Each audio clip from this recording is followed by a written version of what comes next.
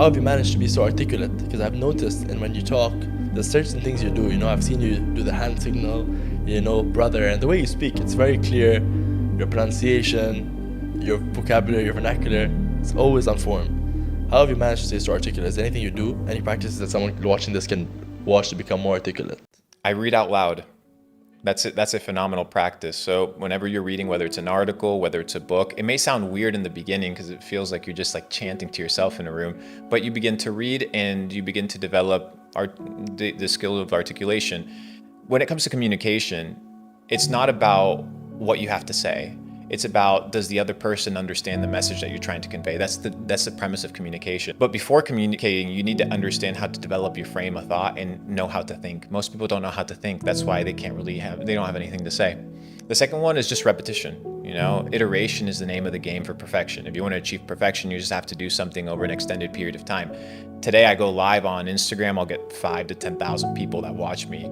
But I started doing this back in 2015, 2016, 2017. I would have 10, 20, 12 people watch me, and it was just a process of iteration. But just because you're not good at something doesn't mean you can't be good at something. And any person that wants to be a master must be willing to be a fool at first. And most people just are not willing to be a fool. They're not willing to be ridiculed. They're not willing to be seen as somebody that is still in the process of development. And I'm okay with being ridiculed and laughed at, because at the end of the day, I'm just another guy.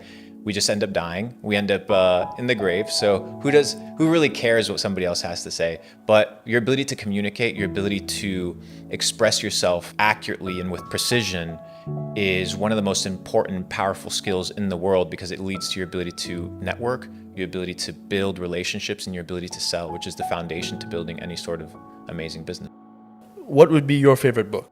I have two that I would recommend on a daily basis that people read. One is the book of Proverbs, which is written by King Solomon. It's 31 chapters. You read one chapter a day. It has a couple verses, and they're fundamental truths and values and wisdom that applies to anybody regardless of religion, race, whether you're an atheist, agnostic, believer in God, believer in Jesus Christ, Muhammad, the Buddha. It doesn't really make a difference. It's fundamentally sound wisdom, and it's very short. The second one is a book by an ancient samurai known as Miyamoto Musashi. He wrote a book by the name of The Five Rings, and he wrote it in a cave a couple weeks before he died, where he expresses the art of war and the art of being a samurai, but he does it in a very poetic way that translates into simple values.